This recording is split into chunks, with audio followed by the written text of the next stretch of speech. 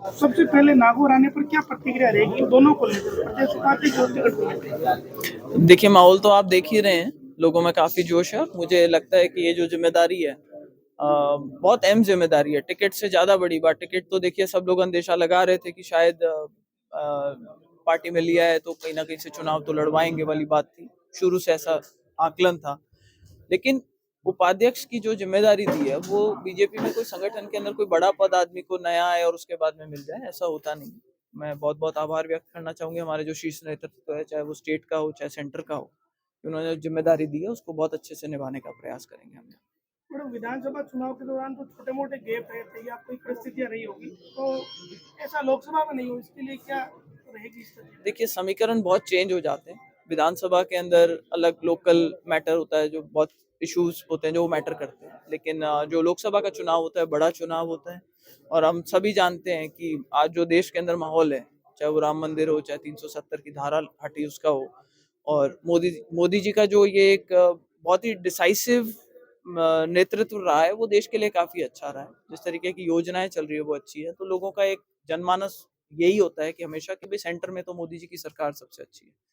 तो मुझे लगता है कि कोई कंपटीशन ही नहीं है मोदी जी के उसको लेकर के। तो जनरली ये हवा के चुनाव होते हैं भारतीय जनता पार्टी के पक्ष में। मुझे पूरा विश्वास है कि बड़ा चुनाव अलग तरीके से लड़ा जाएगा, समीकरण अलग होंगे और हम जीतेंगे। लोकसभा में कोई लोकल मुद्दा या कोई लोकल एजेंडा रहेगा या जो देशव्यापी मुद्दा है उसी पे सारा कुछ प्रचार रहेगा?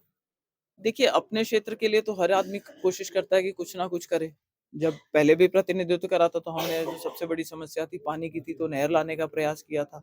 दवाइयाँ सस्ती कराने का, डॉक्टर थे तो पता था कि ये चीज़ हम करवा सकते हैं, तो उसके अंदर बहुत मैंने प्रयास करके और कई दवाइयाँ थी जो सस्ती करवाई थी। और भी कई मुद्दे थे, चाहे वो ट्रैक्टर्स को अगर कमर्शियल कैटेगरी में डाला था तो उसको इंश्योरेंस में वापस ठीक कराना।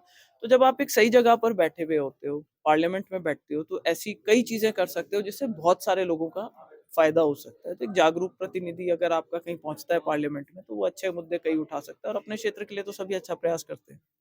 मैडम, एक बीजेपी में भी चर्चा, अभी आपने अपने भाषण में भी कहा कि कोई फसल हो तो बाद में निकाल ले, क्या कुछ आपको ऐसा लग रहा है क्योंकि आप भाजपा को एकजुट करने की बात कर रहे हैं? देखिए, अब मेरा दायित्व डबल है, सिर्फ चुनाव लड़ने का दायित्व नहीं है, अब मैं पार्टी का भी एक हिस्सा हूँ।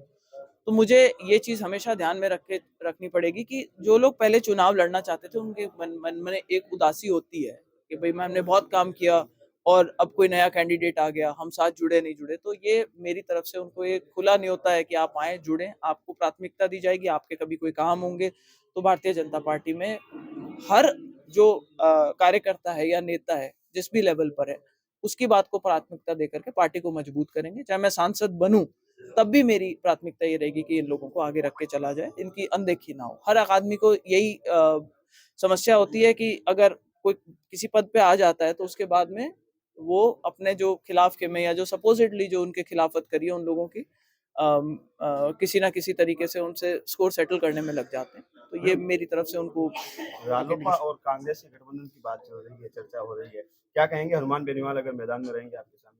देखिए, वो उनकी प्रॉब्लम है, वो क्या करते हैं। हमने जो फैसला कर रखा है हमने कर रखा है। पार्टी ने आज ये फैसला किया है कि लोकसभा का चुनाव नागौर से मुझे लड़वाना है, तो मेरी तैयारी तो उसी तरीके से रहेगी। अब सामने वाले लोग क्या करते हैं वो उनको फैसला कर लेने दीजिए, जब ऐसा समय आएगा तब उस पर प्रतिक्रिया देंगे आपको। ठीक है। Thank you sir.